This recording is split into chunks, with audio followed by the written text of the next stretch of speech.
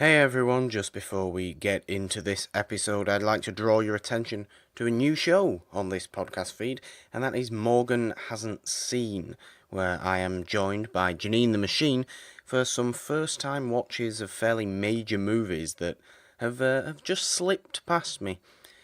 We've opened the show with a little series focusing on the Marvel Cinematic Universe films that I have missed, in order to get me fully ready for Avengers Endgame. And these episodes of Morgan Hasn't Seen are released every Wednesday. Myself and Janine hope you can join us for some fun on the show. And like I said, you can find it on this very podcast feed on your chosen provider.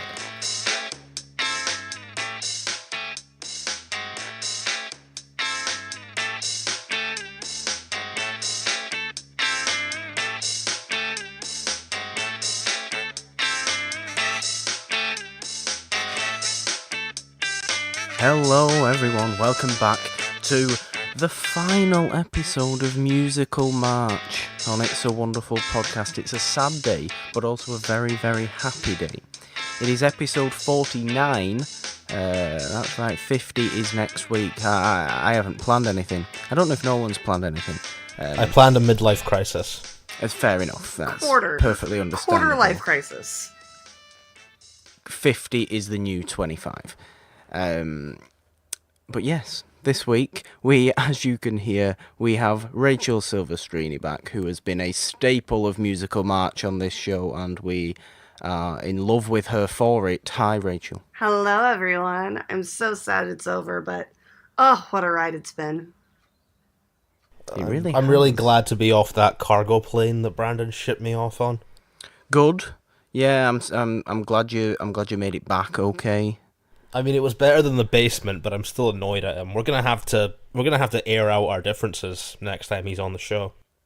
Yeah, that'll be fun. I might just set up a half hour's shouting or half hour's like discussion / argument between you and Brandon. I think that'll be quite entertaining. The things I saw in Loompa Land. You don't. No, I don't think I want to know. I don't think I want to know at all.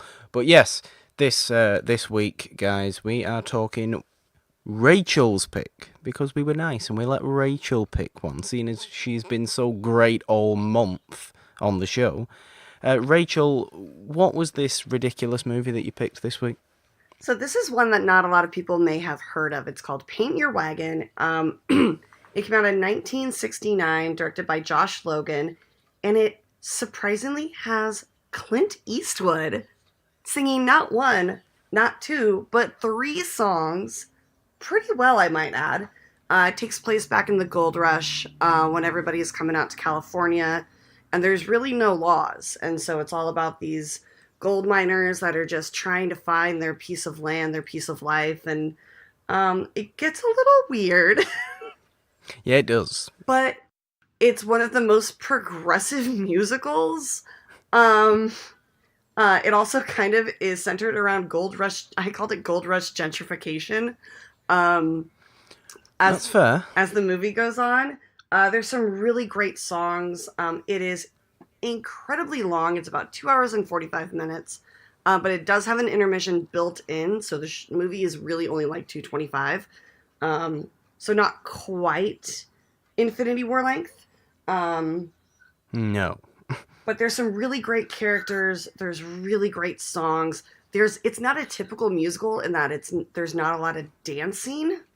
But it is one that I thought that not a lot of people would have seen. So I really kind of wanted to talk about it and kind of bring this to people's minds. Also, this is one of the only movies. For me. What? It did the impossible for me. It made Clint Eastwood likable. You don't like Clint? How dare. Get out. I don't like current Clint. Well, current Clint's a different beast. I mean, to be you've fair, got to look, 60s, 70s Clint is amazing. Perfect. But to be fair, Clint Eastwood has lived a very, very long and treacherous life. He's kind of earned the whole crotchety old man. And I mainly come to his defense because I can't wait to be a crotchety old woman. I feel like No, as we found out, I believe last week, you can't wait to be a crotchety old woman. can't. It's just a life goal. I'm really excited. Like if I could blink my eyes and be like 75, I would. Oh my god, it sounds so great. But yeah, so let's dig into it, guys. Oh my Yeah. god. It's actually a really enjoyable movie. I can't admit to not having a huge smile on my face throughout the whole thing, even though I do think it is kind of long. And but it's just got this really sort of, I don't know if it's just fun or it doesn't take itself too seriously. Like at all. The Gold Rush setting's great because it's like, I don't know, I love that because everybody's sort of in it for themselves, but also building this community of No Name City sort of makes these people come together as a community and ends up in some nice musical numbers, for sure. But everybody's got their own little devious thing they're doing. And Clint Eastwood and Lee Marvin, who are the two male leads, they have surprisingly good chemistry to me. I ship them. That's not. I love Lee Marvin so much. So this is a movie that I basically grew up on because my dad raised me on, oddly enough, musicals and westerns. So this was like the most amazing. It's perfect mix then. I'm sorry? This is the perfect mix of both. Basically, yeah. And he looked like Stallone, but like 6'2" instead of 5'6". So he was like a big dude and he loved musicals and it was so magical. But this movie was basically like the perfect little sliver of Venn diagram for those movies. So I grew up watching this and I feel like I've always loved Lee Marvin's character of Ben Rumson. I've loved him for different reasons growing up, and now I just kind of recognize the fact that I've kind of turned into Ben Rumson. He is okay. Well, I mean, he's honest when he's just always upfront and honest about things, whether it upsets people or not. But he has one of the purest hearts. Like the movie starts off with everybody kind of just like trudging along with their wagons and mules and backpacks, like trying to find a new stead. And then Clint Eastwood and his brother have this massive crash with all of their carts and stuff. And his brother dies, but Clint's alive. So they go to bury the brother and they discover while they're giving the eulogy, while the brother's in the grave, that there's gold in the grave. So they literally bounce the brother out. Lee Marvin claims the site for him and his new partner, who you don't actually find out his name until the very last, I'm not even joking, minute of the movie, whose real name is Sylvester Newell. Yes. Or partner, Partner. as he's referred to as the whole movie. Partner with a D. Yeah, I wish they never revealed his real name. I like just partner. I like partner, but I really liked that they revealed it like at the very end, because it's like after all of the things they went through, it was like an afterthought. Like, I never really got your name, and he's like Sylvester Newell. He's like, no, stick with partner. He's basically like the Westerns version of the Doctor. You don't want to know his real name. Yeah, basically. But it was just... I guess it's also kind of a spin on Eastwood's Man with No Name, anyway. Yeah. Because he's always in westerns without a name, so... Well, also No Name City. Like... Also No Name City. There's all these little, like, gems of jokes throughout the whole thing. But I do love that... Okay, so... Yeah, so they do that. They build a homestead. Clint breaks his arm. It feels bad that the guy's doing... That Ben is doing, like, all of the work... and he gets half. But Ben does this thing where he says, you know, he admits to being a drunk, a liar, a fornicator. Like, he sleeps with everything that moves. He drinks. He does. But he says the worst thing you could ever do that I will never do is cheat a partner. Like, he's honest and he's upfront about things. And he offers to switch gold pouches anytime he wants. Which is honestly like the true form of just upfront and honest. So I really love that he does that, but like he doesn't go out purposely to hurt anybody. He's No. in it for his own enjoyment. I don't think he hurts anyone throughout all of this. I mean, he gets in a few fist fights, but they're drunken gold prospectors. And then So they don't count. they don't. I mean, they're all like that, you know. Like he's not like walking up to like the preacher and like punching him in the face. Although their preacher was kind of a dick. But yeah, and so because of this, there's no women out there. And then this Mormon rolls none at all. Yeah. And then this Mormon rolls into town with 2 wives. Which is where this movie kind of starts getting slightly silly. Good silly, admittedly, good silly, but yeah, okay, let's have an auction for my second wife, shall we? Yeah, sure, why not do that? Isn't it because they're like Mormons or something? Yeah, they're Mormons. Yeah. He's got 2 wives. And they go but in. Buying human beings still isn't a good thing. Well, no, but Sarah's got one of the best lines when they're sitting in the diner, in the restaurant getting food, and his first wife convinces him to sell the other wife, and she looks at her and she's like, "I can't stand that smug look on her face." And she goes, "Sarah, this look is pure hatred," and it's just like. You see instantly, it's one of her first lines, and you just instantly know that this girl's got grit. She's a badass. Like, she's going to speak her mind. She's going to stand up for herself, and she lets herself get auctioned. Oh, she was great. That character was great. I think Gene Seberg has great, great back and forth, great chemistry with both Clint and Lee Marvin, because the way it all pans out is that, Lee Marvin, Ben Rumson ends up purchasing her. Whatever the bid is, I'll double it. But they share her as a wife. But only after a bit.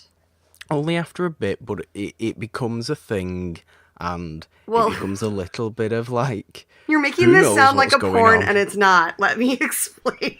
I'm just glad Film Twitter hasn't got a hold of this movie, because they would rip it to shreds. Yeah, please don't. Guys, please don't. Leave it alone. No, I'm not ripping this to shreds. I'm begging Film Twitter just to leave this alone. It is so wonderful. They do share a wife, though. Yes, but so basically, here's what happens, though. Is that because she's the only woman in the city, Ben starts to lose what little grip on reality he has. Because everybody's coming. Anybody who even glances her way, he starts to just get this, like, this antagonized bear part about him, just like, ugh! And he plays that very well, because he actually looks like an antagonized bear. Did Lee Marvin, was he like an actor who was known for playing bad guys? Because I feel like he was, but I've never seen any of his other work. I don't think bad guys. I think he's always been like that salty dog in the crew. Yeah. You know? He's a grizzled guy. He's not like... Yeah. He's not heroic. He's not like evil. He's just always kind of exactly as he is in this, pretty much. Yeah, he's basically chaotic good. Yeah. But so because of that, they find out that there's going to be a caravan of French whores that are going to another city. So they decide to go and hijack them and bring them to No Name City. And so while Ben is gone, partner stays home with his wife, and then they fall in love with each other. So then they just decide that, since she was married to a man with 2 wives, why can't she have 2 husbands? And so they have Which makes all the sense in the world. I mean, why not? It's just one of those beautiful things. It's a fantastic point. It is. Like, why can't, like, if it works, if it's good enough for the goose, it's good enough for the gander. So she gets 2 husbands. And because it is the middle of nowhere in California, they decide that they get to make their own rules. And so the entire town is like, why not? And so now the town has gambling halls and bars and whores, and everyone is happy. Literally everyone is happy. Everyone's happy. There's money coming in. They're a boom town. But it's just, that's where it turns into the whole, why I call it gold rush gentrification, because everybody starts off with, actually the second song of the movie is called The First Thing You Know. And it's a Ben Rumson song, where he's basically just like, the first thing you know, like basically it's all about how God made this beautiful land and then humans come in and muck it up good. And, that's kind of the upbeat one that he's in the, what is it? I don't know what it is. Is it like a market or like a... Yeah, it's kind of like the general store. Yeah. He's like, they're like buying flour and sugar and stuff like that. And that was a good song. I liked that song. Yeah, there's not really a bad song. There's some really like kitschy ones that you're just kind of like, Pass the Soap and Water, the song that they sing when they're trying to sober Ben up to like get married. It's kind of like tongue-in-cheek, but it's very like on point with the movie and the time and the characters. It's also not a very long song. They have a lot of very short songs that are just very expositional. Like Hand Me Down That Can of Beans, ridiculous, but they're all dancing to it around the fire drunk, and it's like mazel. Well, I like that one. The song right after they've gotten married, that's sort of interspersed with like "Oh Susanna" and stuff. And that's great. Where they're carrying them to their tent on the bed, and everybody's singing all these ridiculous like verses. Oh, it's so like a good. bedding ceremony. It's like a bedding ceremony from Game of Thrones, but in this Old West version where they're just throwing in folk songs every now and again and just their own little lyrics to it. Yeah, it's great. I loved all that. My favorite song of the end, one of my favorite songs of the movie is Mariah, and that is actually sung by Harve Presnell. That song has lived with me my entire life. Like anytime, so I toured with musicals, and so anytime I meet a baritone, I'm like, sing me Mariah. Like it just has this beautiful tonage to it. It's so sad and so powerful, and it's just like this yearning, and it's just gorgeous. And to have this song be sung by all of these men on this rainy day, singing about They Call the Wind Mariah and how it blew away his woman and how he's lost from her now, it's just so beautiful. So yay, points to Harve Presnell for that, because that is not an easy song to sing. Yeah, I saw somewhere that he was like the only actually trained singer that sung a song in this movie. You can tell, because as honestly good as Clint's singing and Lee Marvin's kind of singing for what they do, it works really well. This guy just has the presence, he has the projection in his voice that you can just tell the difference there. Yeah. But guys, pause this, go listen to Mariah, come back. It's definitely on YouTube. So Mariah is one of my favorite ones, but then people start coming to town, and it's just one of the most, it's just a weird situation. So it could have been two movies. Because then, like, this group of people, these farmers come in, and it just gets weird after that. This is where I kind of started to think, this is going to go on for a bit too long, isn't it? This is trying to do a little bit too much. I'm still enjoying it because it just has this really light feel to it constantly, but yeah, once these farmers come in, it's just like, oh, this is one storyline too much, which I think it hinders the movie, because I think this could be such a good movie. Yeah, if it just was a little tighter. That whole part, I mean, I understand why it needed to, like, why it needed to be, because, okay, so basically, like, this caravan of farmers gets stranded in the mountains during a snowstorm. They get rescued, and this very pious family comes to live with the Rumsons, and and partner, because they're all living in the same house. Partner and Ben take turns going into town for the night and playing poker, while the other one basically gets dished up their wife. So they have a nice little system. Do you know what? It really is. It works well. It's nice. It's all figured out. Yeah, and it's great. And there's no like if this movie was made now, there'd be so much sexual tension between Partner and Ben Rumson that it would just like. There's already sexual tension between them. I don't know what movies you guys were watching. They definitely want to fuck. I think you're reaching a little far. Nolan, I would like to hear your viewpoint on why you think Clint Eastwood and Lee Marvin, or why you think this movie would have benefited from a sex scene between the two of them. This is not Brokeback Mountain! I mean, more or less, that's just me being silly and writing my own fan fiction into it. But, like, the tension they have as friends and the fact that they're sort of the quarreling couple while Elizabeth is in the background being the voice of reason, it's just like, you guys need to go to a brothel and sort of just air your differences out. I mean, and Lee Marvin's mustache is just kind of asking for it, let's be honest. Oh my god. Well, I like that you have brought that up, Nolan. Thank you very, very much indeed. As, of course, we have a new inductee into the Mustache Hall of Fame. Lee Marvin, for his glorious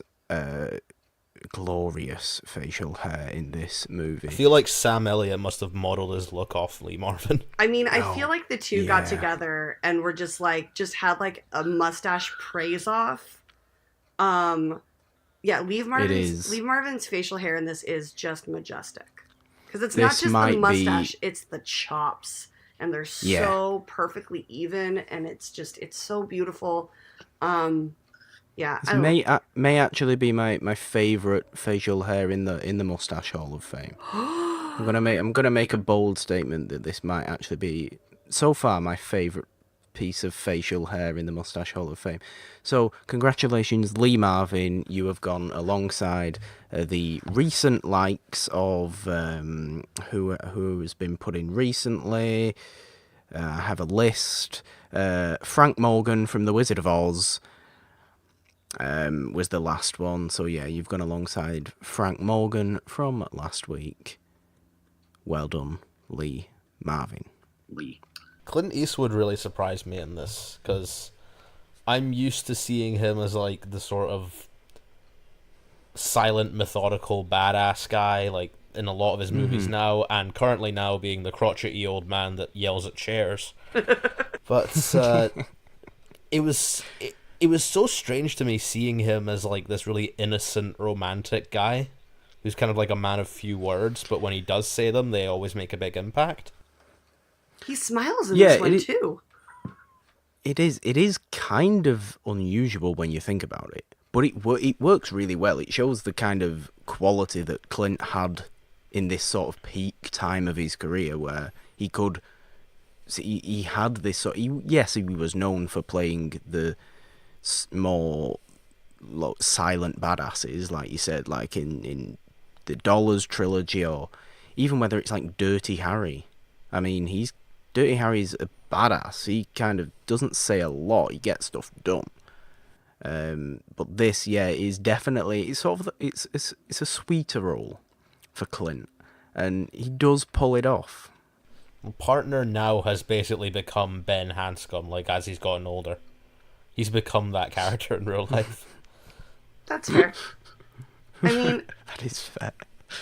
I mean, the first song of the movie is Elisa, and it's Clint wandering around singing about this girl that he loves, and it's very sweet, and he does have a really good voice. Like he hits these notes. I also think that I'm not quite sure on this, but I'm pretty sure that the songwriters knew who they were working with and wrote to their strengths.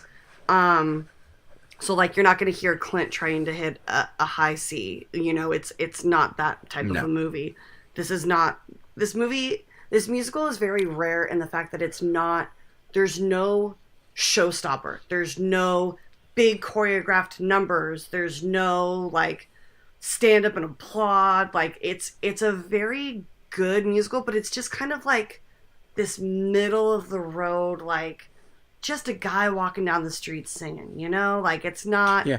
As it's far as not the everybody popping out of music, as far as the music goes, it's not the most musical. ah, It's not a staged. It's not, you know, it's not staged like something like Singing in the Rain was, in terms of these musical numbers are there because they are musical numbers. yeah. These musical numbers, it sort of fits more in. It fits more into, you know, to compare again to The Wizard of Oz or even Willy Wonka and the Chocolate Factory, which I know you didn't appear on the episode, Rachel, but in terms of this, in terms of the actual music and the way it flows with the story, it's kind of similar to that, whereas there's no, like, even though, yeah, Willy Wonka does have its huge main big number, but it kind of flows well. It doesn't feel like scene and musical number. It flows really nicely, and I really appreciated that. Yeah, I think the biggest number they had was "There's a Coach Coming In," which is when the city gets really excited when they're bringing in the whores, and that has the most choreography in the entire movie, and it's barely there. Like literally, I think the choreography got added just so that like there was a little more excitement when the camera was moving through the town, watching everybody get ready for the girls to come in. They're so excited, Rachel. Women, Rachel. Yeah, Women. I mean, I get it. But I get it. I mean, I can understand the excitement. I've been on tours where I was the only girl in sight, so I understand. But yeah, There's a Coach Coming In is it's really funny. I mean, it's really sweet. And I think that one of the things that I appreciate about this film the most is that even though basically she gets sold to Ben, and women, like literally they treat the marriage just like any other claim. Yeah.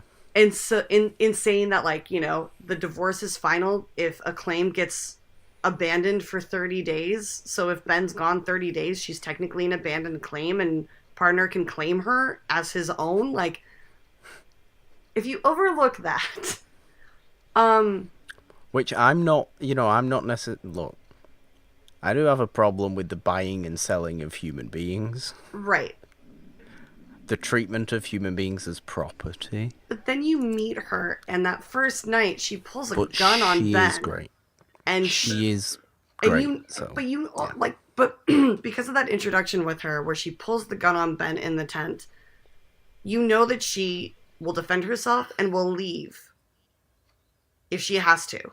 Like, she's not going to put up with some shit, you know? Yeah, that is a fair point. But like, it's good she's not a damsel in distress. Oh yeah, exactly. No, she puts the horns to the boys more than once, kicks them out. That is her house that she makes them build.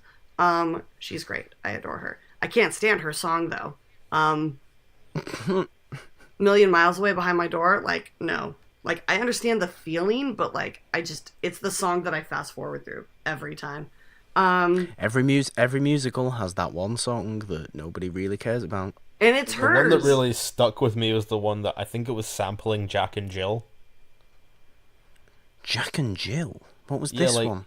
The melody of it sounded like Jack and Jill went up the hill to fetch a pail of water. What was this song? I don't think I can remember that.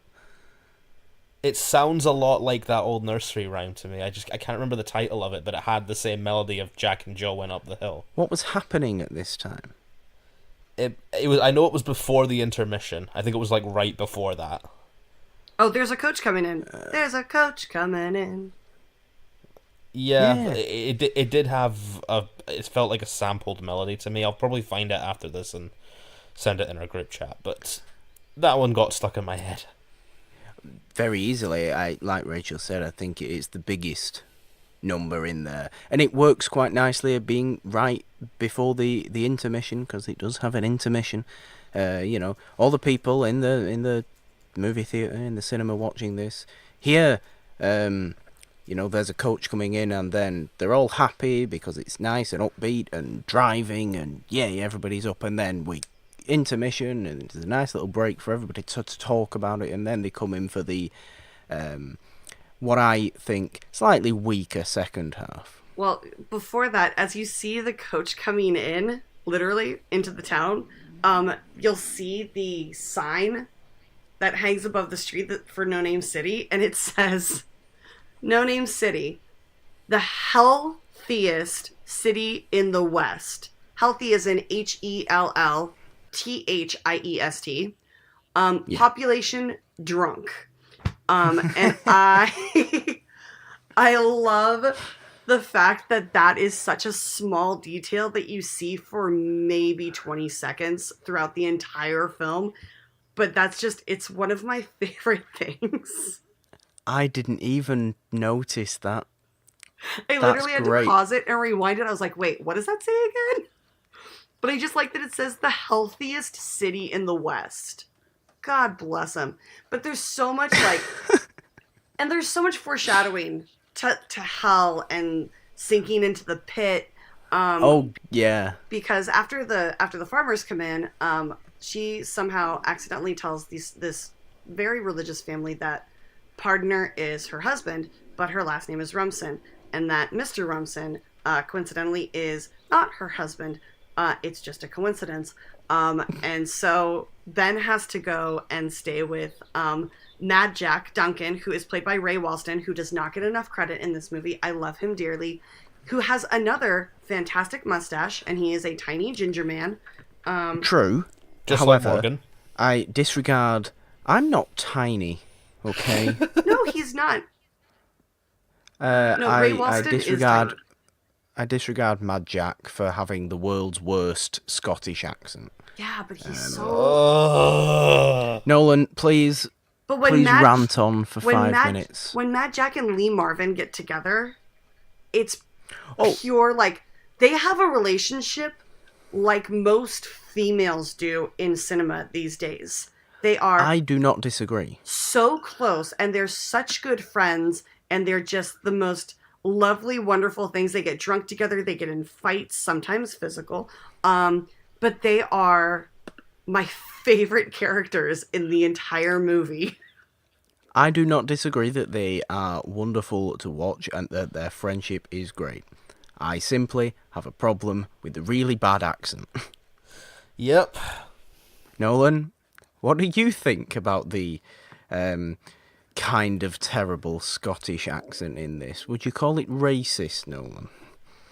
No, I would just call it ridiculous. It was 1969.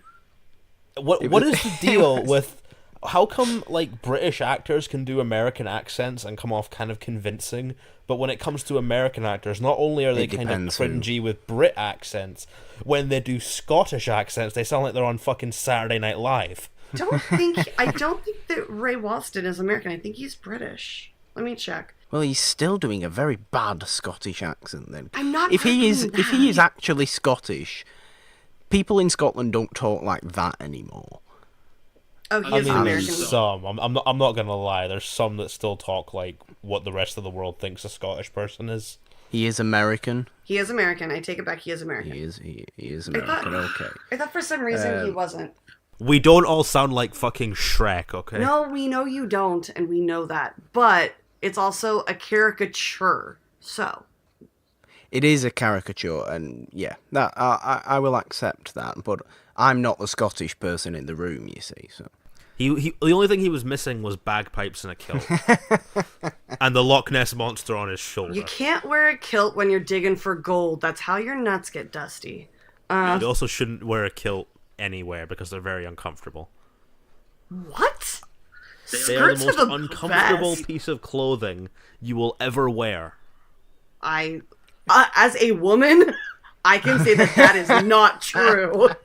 I've worn skirts, and kilts are like skirts that weigh a fucking ton. Nolan, listen to me. You're gonna lose this battle. Listen to me. You've got no argument here, I'm afraid. It might be the most uncomfortable article of clothing that you will ever wear, but it is not the most uncomfortable article of clothing that can be worn. I mean, you haven't seen my closet. Let's just say there's a reason I came out of it. Don't. Yes. The first thing that popped into my mind was black leather corset. Still, don't try and argue it. Anyway, so basically Ben gets kicked out of the house and goes to the bar, and partner joins him one night, and he sings this song Gold Fever, which is a beautiful follow shot.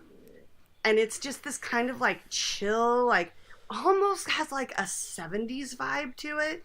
Like it's low lights and gold lighting, like it's gold lighting, but like dark everywhere else. And he's just kind of roaming around this bar, casino area, singing this really like chill song about gold. And like, it's a great song.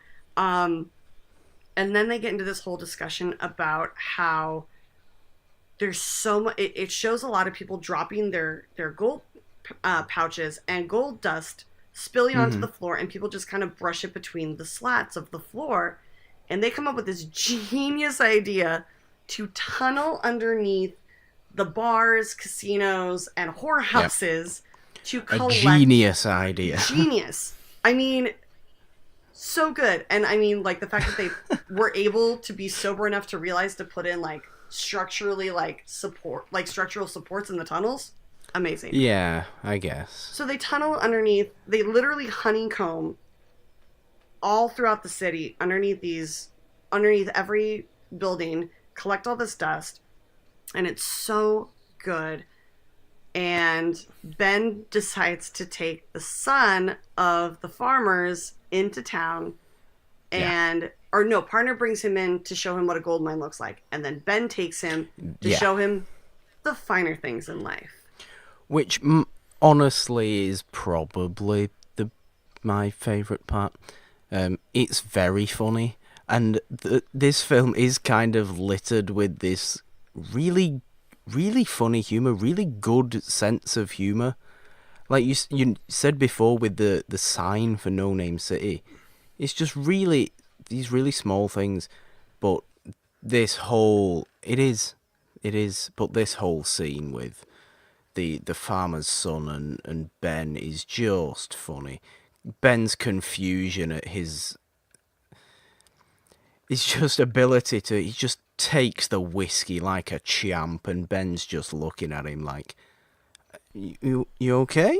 Yeah. I was just like, good man. Yeah. That's how you drink a whiskey. Exactly right. So let's set up the scene a little bit. So they go into the bar. They take him to Willie's. They take him to Rotten Luck Willie's, which is a gambling. It's a fantastic name. Yeah. Oh, Rotten Luck Willie, the best name. So they take him to Willie's, which is You might want to get that checked out. It is a one-stop shop for the boys. It is a bar, it is a gambling hall, and it is a whorehouse. So it takes them to the bar, and they buy some whiskey, and they shoot it back, and Lee Marvin, because he is old and decrepit, starts hacking. And the boy, who is a big, tough farmer boy, takes it like it's apple juice. And then keeps pouring himself these incredibly full shots. Yeah. And just Lee keeps Marvin. taking them. He just keeps taking them. And then Lee is like, okay, well, that's good. But here's another good thing. He gets some cigars.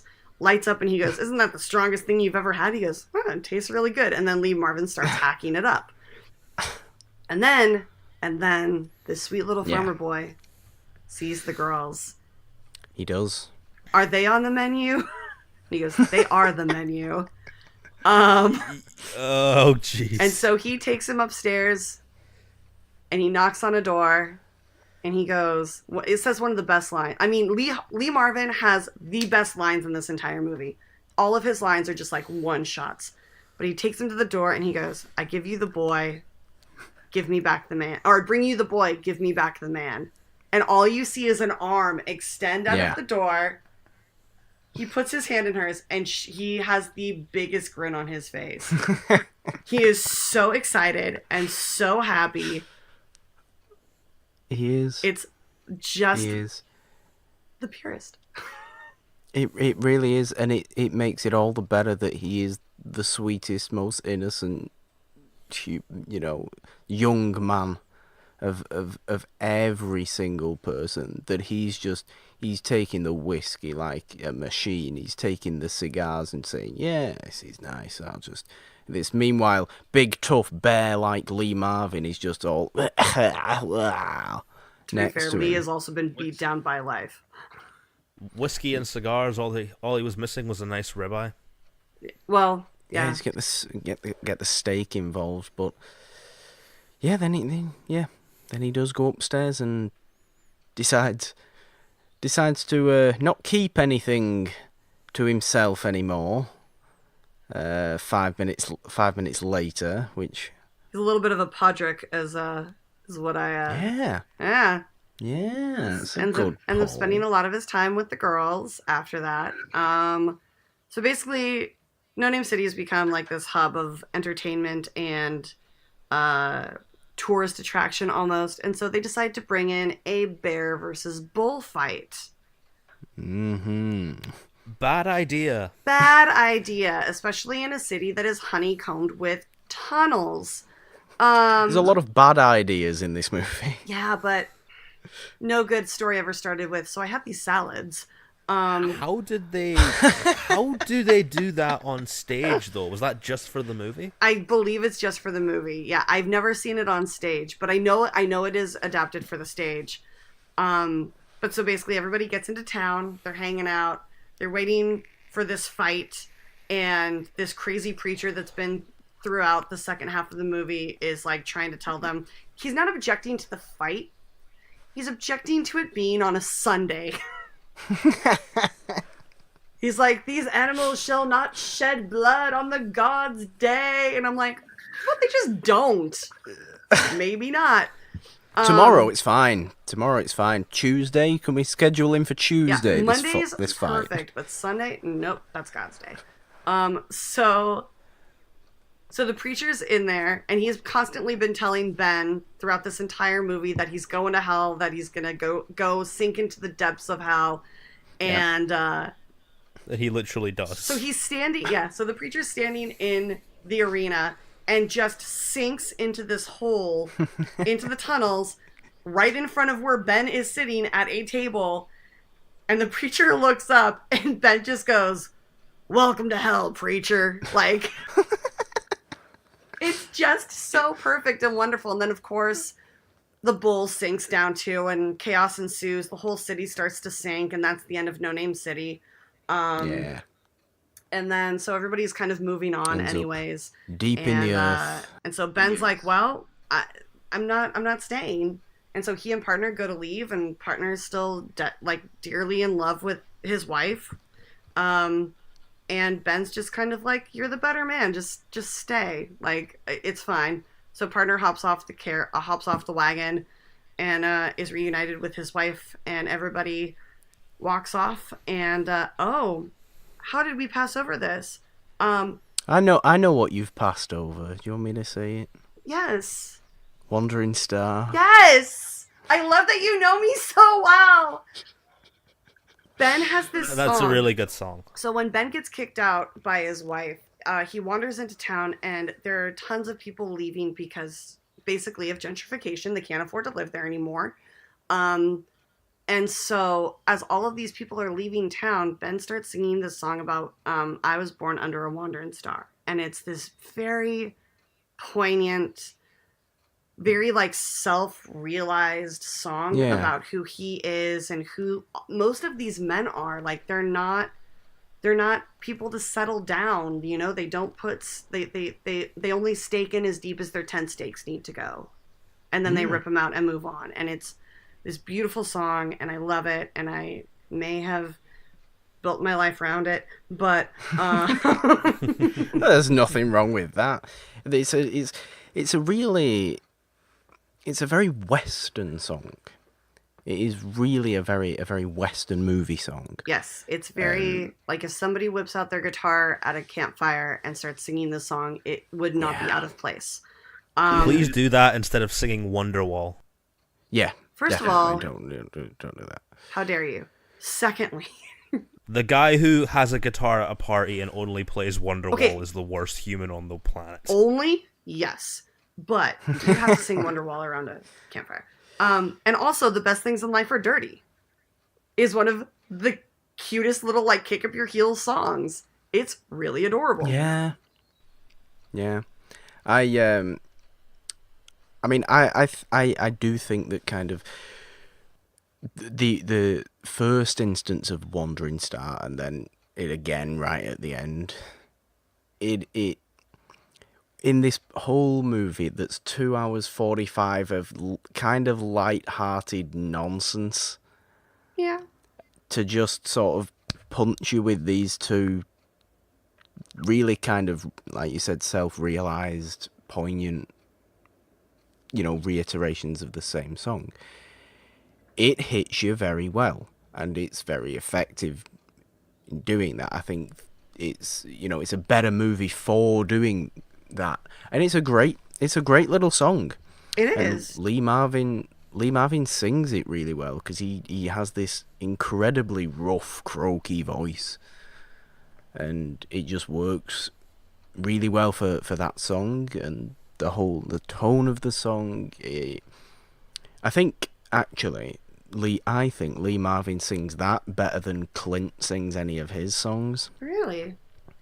There's sometimes in Clint's songs he sounds kind of like he's trying to get a bit too high pitched for his own good, just a little bit. Like Pierce Brosnan and Mamma Mia. No, not that bad. We're not talking that. We're not talking Russell Crowe in Les Miserables or anything like that. These people can sing the songs they are given. But Lee Marvin singing Wandering Star is the most perfect sort of, I think, song and vocal performance in the movie. I think, anyway. It's definitely my favorite song.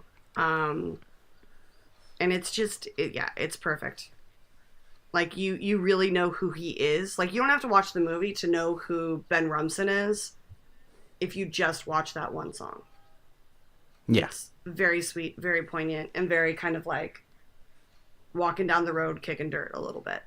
But then the movie ends with everybody leaving town because it's destroyed, and it goes back to the song that was playing at the beginning as everybody's on a caravan like they were in the beginning, and you hear, "Where am I going? I don't know. When am I going to be there? I ain't certain. All I know is I am on my way." Which is a great song as well. Nice little poignant end. It's life's a journey. That's kind of what I Life's a journey. Life's, you can talk about the cyclical nature of everything. Things just what comes around goes around, and all these cliche sayings, but the points they make are very valid, and they will be timeless points. And there's reasons those themes just stick around for like every movie afterwards. There definitely are. I always like stories that sort of begin and end in the same place, and about the sort of the way the world or the way life sort of comes around. Everything ends up being a circle. I always really like stories like that, which is why I really like this movie, even though I do think it's too long, but that's a little nitpick. But I do really like this movie. I really like how it ends, and I love the opening and closing song. Well, I do love it got stuck in my head instantly. It's a nice little way to end off Musical March, I'd say. A really sweet little Western musical. And Morgan knows how I feel about Westerns.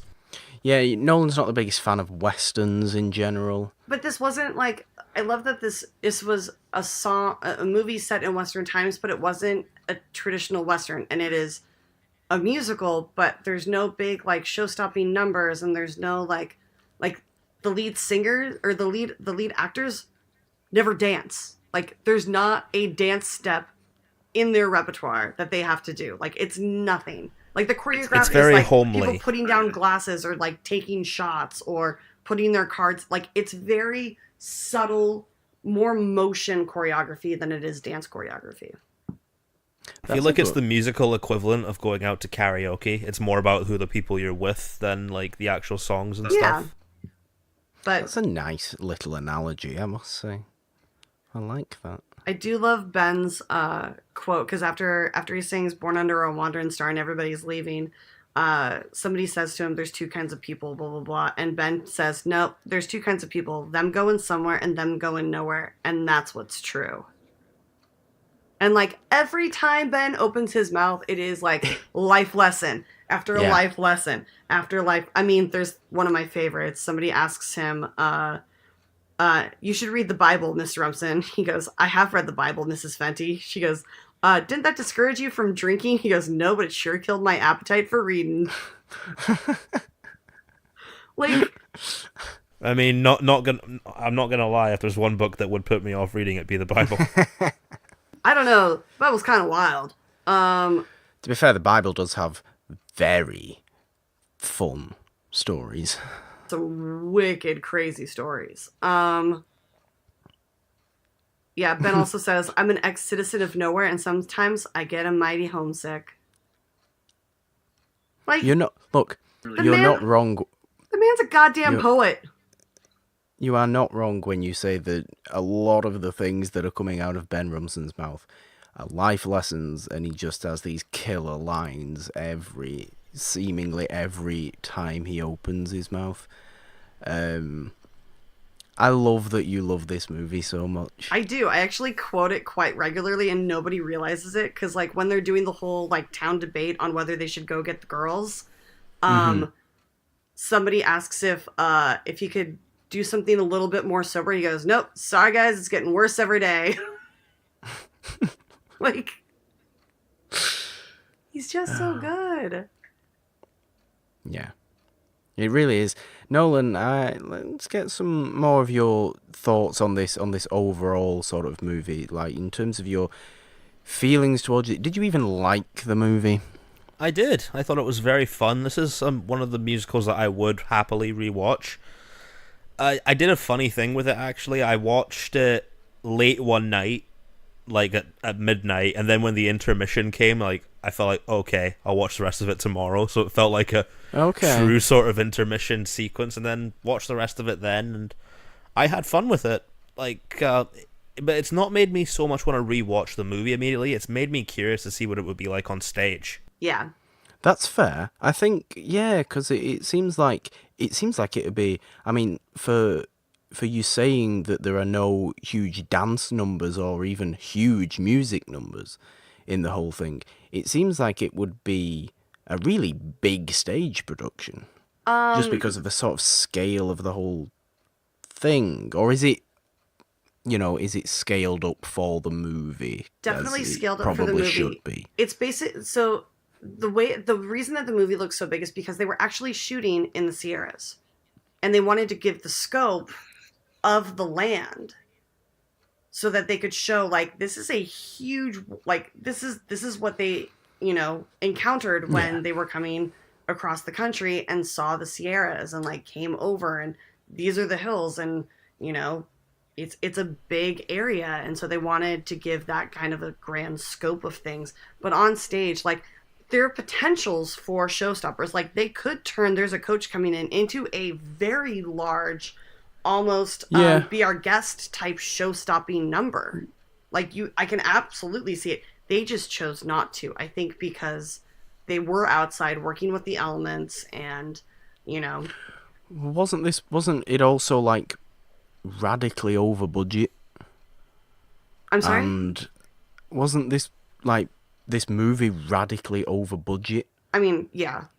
And like it was kind of a hell to make. Well, yeah, anytime you're working outside, especially in an environment that like has dust everywhere and could rain at any moment, like, it's going to be a little bit of a pain in the ass to make. But like, they did a great job with it. I mean, did it make money? I don't know. Was it a successful movie? Because I mean, like, I was reading some stuff on it. It made it seem like it wasn't such a successful movie because it was kind of coming to the end of sort of musicals' huge time in the theatre. In how many Best Picture winners from the 60s were musicals? Quite a lot. But this was sort of in 1969, like we say, sort of coming toward the latter stage of the huge big stage musical on screen. And I was just reading somewhere that it was kind of a real pain to make. It got like double over its budget and didn't make so much at the box office either. Well, according to Wikipedia, it says that the budget was $20 million, which is huge for '69. Yeah. Like, that's massive. That's almost like Titanic's budget when Titanic got made. It was the most expensive movie ever made. It was so big. People were like, "What the heck?" Like, everyone was like, they're never going to make their money back. But apparently, the box office earnings were $31 million, so it did make its money back. Okay. Yeah. So it's not too bad. No, I must have misspoke. I don't know. That's fair. No, that's fair enough. It deserves to have been a success. Oh, absolutely. Because I think it's a really good movie.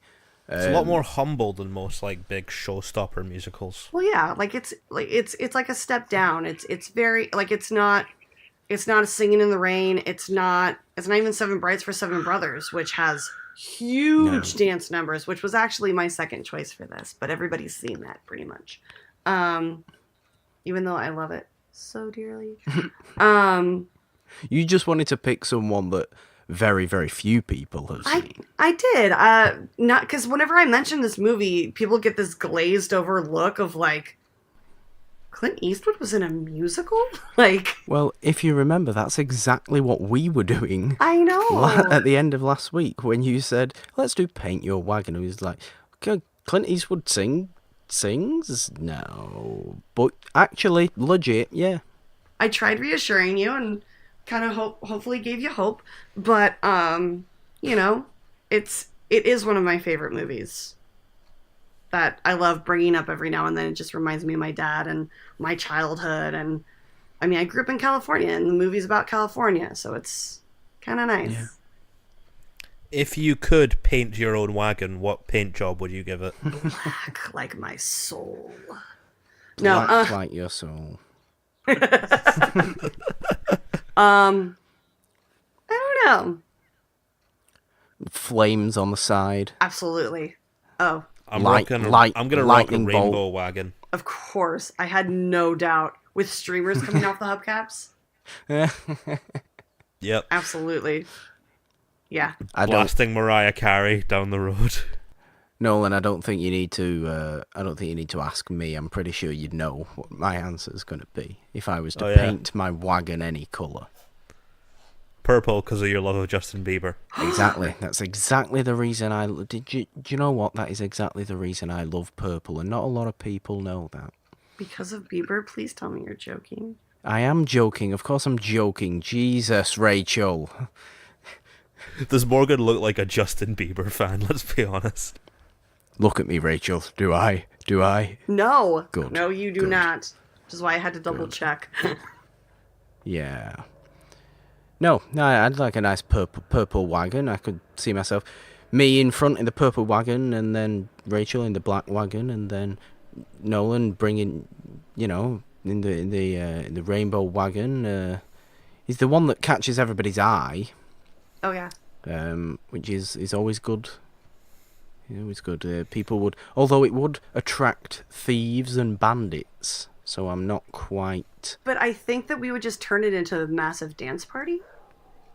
Fair. I would be up for that, even though I can't really dance all that well. That's okay. You can make sure the fire keeps going. I'll do that. I will be the fire person. The pyromaniac. You'll be that dude from Mad Max Fury Road on a wagon. Exactly. On a nice purple wagon, and it will be so much fun, and we won't create a city that we then collapse because we are far too greedy for all the gold. No, we'll just build a subfloor underneath. It'll be fine. Yeah, the gold rush is a really interesting time to me. I don't know as much as I would like to know about the gold rush. I know like passing things about it. We'll come back to California. I'll take you up to Sacramento. We'll go gold mining. It'll be fun. I'll teach you all about it. I literally grew up having to learn all about it. Well, that's perfect. I will do that. This is yeah, because I haven't seen Charlie Chaplin's The Gold Rush, even though I probably should do that. This might actually be the first movie about the Gold Rush that I've seen. But it is because it's this. It's like I'm a fan of westerns, but it's not.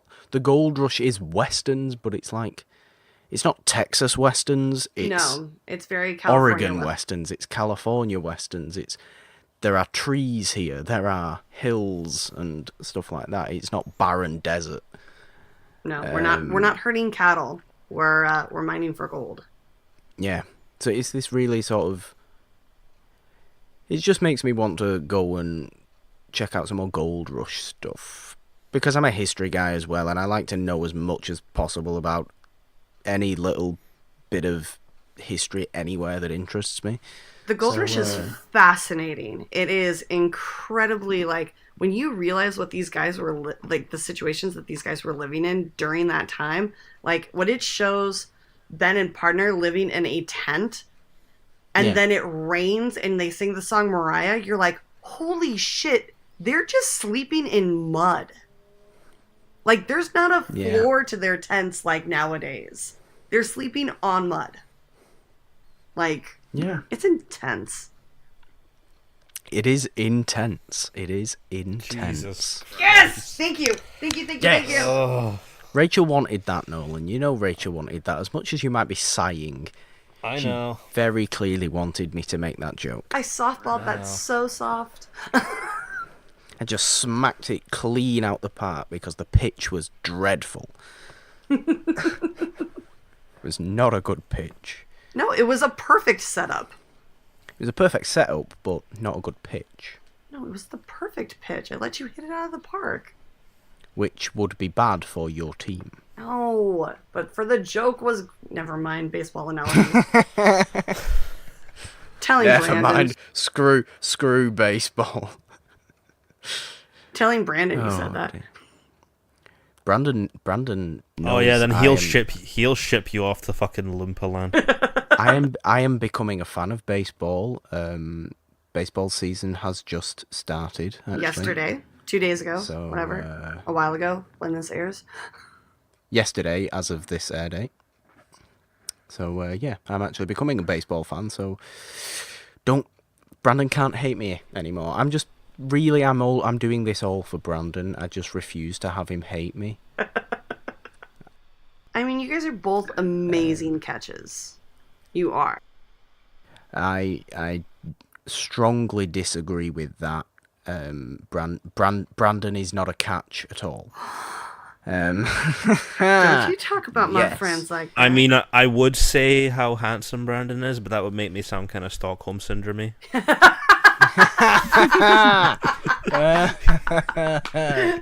Oh. Perfect. I love it. So what do you guys have coming up next? I do love it. I want to keep doing this. This is fun. It's silly. It's episode 50 next, Nolan. I know. Who I'm knows what so we're gonna angry do? I'm missing this. I was one away. Well, Nolan, you said you had fun stuff planned for episode 50. Yes, which I cannot reveal because it's so fun. It would just ruin the 49 of it. Good. I would also have stuff planned that I can't reveal because it's just too fun and would ruin the surprise of it as well. I would also love to point out that this is our 49th episode. This is a movie about mining for gold.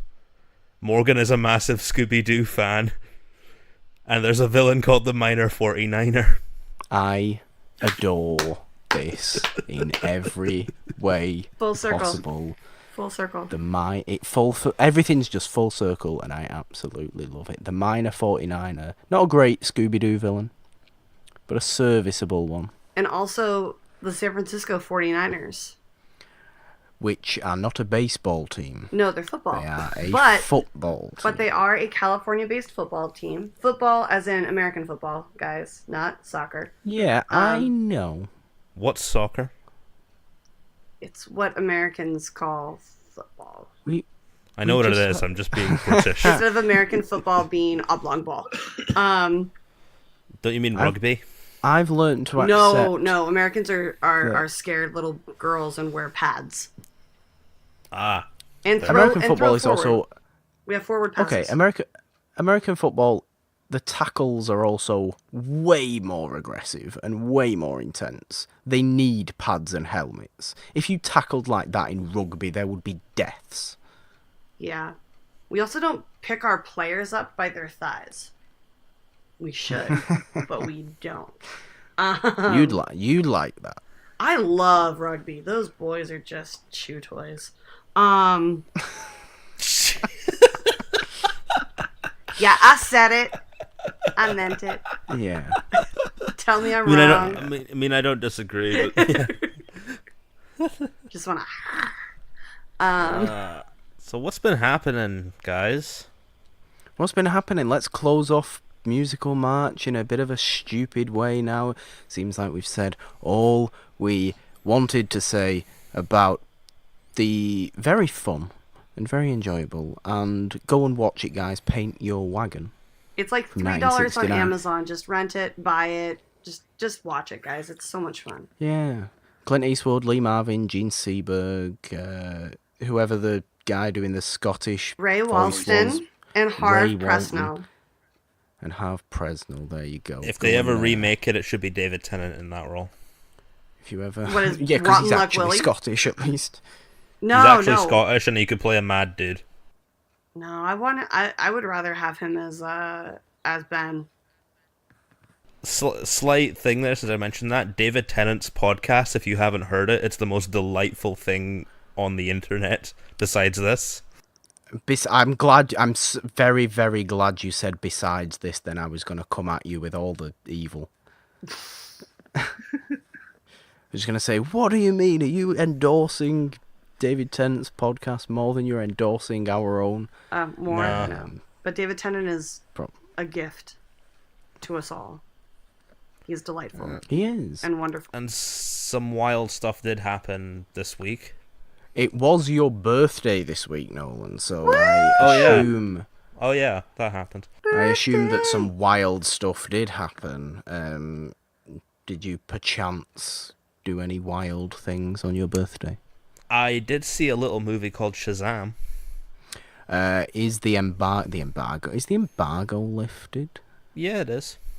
Talk about it then. Let's. You could talk about how much you like it, but if you spoil anything, I will fly over there and beat you. Yes. All I'll say is this. Obviously non-spoiler, but yes, this please. This might be my new favorite DC movie, and not just like of the DCEU, but like I'm talking overall. Wow.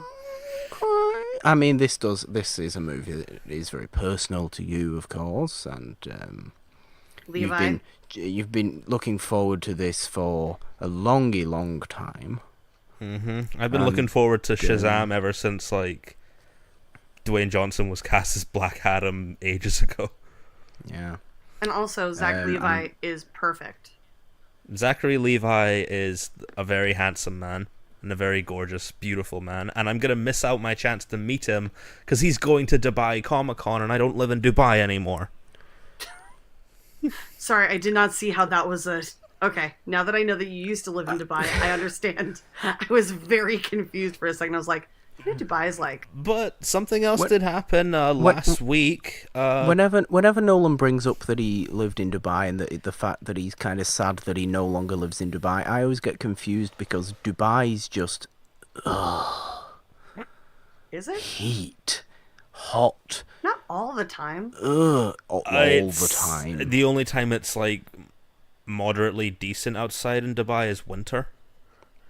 And then it's like summer in the UK. And also, isn't Dubai still just a big building site? More or less, yeah. So who'd want to live there? Sounds like LA. It is. It's pretty much LA. It doesn't sound like LA. LA's got a nice temperature to it. Dubai is just mental with the temperature. Yeah, but you can go inside. LA's nice. LA's nice. Yeah. I want to live in LA. Go. So move back.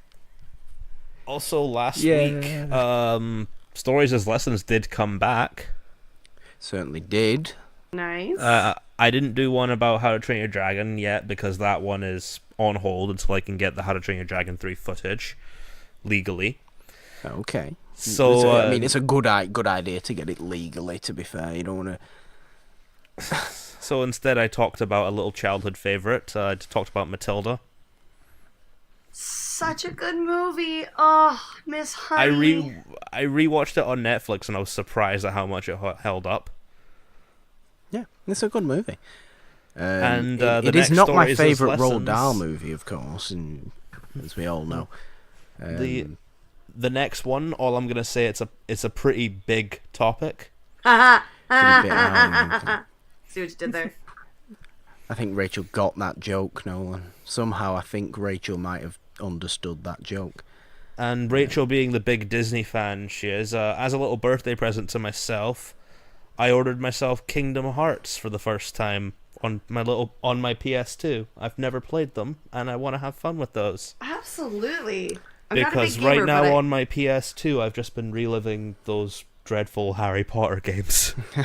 God. Which are my favourite. Admittedly, I don't really know what Kingdom Hearts is, so I must be old. From what I understand, it's Final Fantasy with Disney characters. It is, basically. And like with Disney, okay. With like Disney creation abilities. Were there any musicals that you guys didn't get to that you would have wanted to add, maybe? If there was more time? Look, I mean, we only had five episodes this month. This doesn't, by any thing, mean that musicals won't come back on the show. It might be a little while before we do a musical again, but we'll keep on doing the musicals. I'm a big musical fan. I don't know. There's so many. I think the ones we have done were sort of balanced really well, and Rachel, again, you being on for 3 of them has just been absolutely delightful and wonderful, and we hope to have you back for whatever it may be. I would love to. Anytime, any movie, I'm in. Maybe not any movie. What if it's a movie you don't like? What if it's a movie... There's very few that I am adamantly like, what the hell is wrong with you? It's like movies Rachel would hate.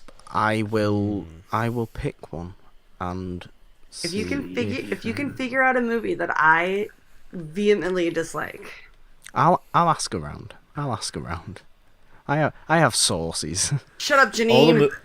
All the movies that I hate are after 1960. It's perfect then, because usually we stick before. Besides, if not 1960, besides Disney's Peter Pan. Besides we've Disney's already Peter covered Pan, that, which we did cover last summer-ish, and both didn't like it. You didn't like how the Red Man does? No. It's like that at all. unwatchable. It's unwatchable. I rewatched Peter Pan because I hadn't seen it in a while, but I watched it on a plane, and the whole movie I was just like, oh no. And then that came on, and I was like, oh shh. I was like looking around and like I hope people don't see that I'm watching this. However, if you want a good Peter Pan adaptation, the 2003 one is perfect. However, Captain Hook is in the Mustache Hall of Fame, so... faux show. Obviously. So, yeah. That's that. Captain Hook and Smee are also boning each other. Just like Partner and Ben. Yeah, but which is that the a cock? nice... Is that... Smee. Is that a nice place to finish this episode, guys? I think it might just be. Although... actually, because Us just came out, and have we all seen Us? I have seen Us, yeah. It's okay. One word, Nolan. What do you think? All I'll say is, I was staring at the ground on the way back. Okay, Rachel. You know why? Layered. Layered. It is incredibly layered. If that's Rachel's word, then my word's Shrek. Onions. Yes. I actually really liked Us. I really liked Us. Creepy as all hell. Takes a lot for me to think a horror movie's legitimately creepy. And also my favorite Lupita Nyong'o performance by far. Oh, she is a goddamn star. Oh my god. By the way, my one word is Lupita. I make the decisions now. Yes, you do. Guys, thank you for listening to the final episode of Musical March, episode 49, with Rachel Silvestrini, again talking Paint Your Wagon from 1969. Go and watch it, it's funny. Yeah, sure, it's a bit long, but you'll enjoy it. Rachel? You don't really have a right to talk about long movies when you picked Once Upon a Time in America for Movies and Me. Once Upon a Time in America deserves its runtime. Okay, don't hate on Once Upon a Time in America. Such a good movie. Damn it, it's been so long since I've seen Once Upon a Time in America. Why does it have to be from 1980? Because the last time you watched it, you missed 10 birthdays. It's only 3 hours and 50 minutes. Calm down. Wow. It's a long movie. Without an intermission. Look, it's ridiculous in length, but I love that movie so much. But yes, guys, thank you for listening to episode 49 of It's a Wonderful Podcast. Rachel, what are you up to? Where can people find you until you are back on this show next? Who knows when that will be? Hopefully not too long. Well, I have a new match on the Schmodown that is airing, that is available to the regular public as of April, I believe it's 5th or 6th. I think it's the 5th. So go to... Okay, so next week. Yeah, so next week, next Thursday, I believe. So go check that out. It's a lot of fun. Yeah, I'll be in Chicago for Star Wars Celebration. So if anybody's there, come find me. You can find me on Twitter and Instagram at rmsilvestrini.com-ish things, whatever. I don't know how to sell myself on social media. But yeah, come find me, follow me, interact. You did also. I didn't want to bring this up, but you did also compete in the movie tradition on Free For All. I did, and it was so much fun. Watch it. If you're watching for me, you don't have to watch very long. But I did have a lot of fun, and that group is just the best conglomeration of human beings ever put in one place. Like, every time we're all together, I'm like, the rest of the world must suck right now. Because I am inclined to agree. So yeah, go over there and check Rachel's match out next week. Like, comment, share, please.